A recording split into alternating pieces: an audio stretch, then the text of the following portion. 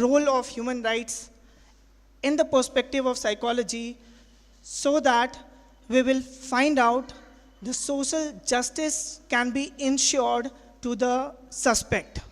Who is the suspect? Suspect is the person or the individual on whom we are suspecting that the person has committed the crime. The crime is not yet established or the conviction is not yet made, but still the person is being tried in the court. The person is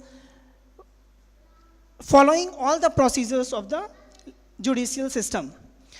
So this was the aim. With this aim, this particular research was formulated. The methods I have formulated or chosen for conducting the review, like literature review through authentic sources, Elsevier, JSTOR, Academia, ResearchGate. These were the sources that I have used to collect the research literature, and from that I have written this particular review paper.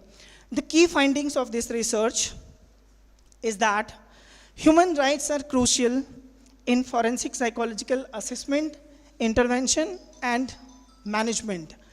Here I have used 3 terms that while going through the literature review, figured out that forensic psychologists broadly conduct assessments. Assessments for forensic purposes, like investigative purposes.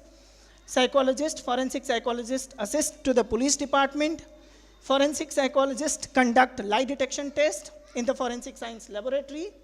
Forensic psychologists conduct narco-analysis with the medical team, anesthetists, and physicians, and also police officers involved in that particular evaluation, assessment process, conduction of the interview or assessment.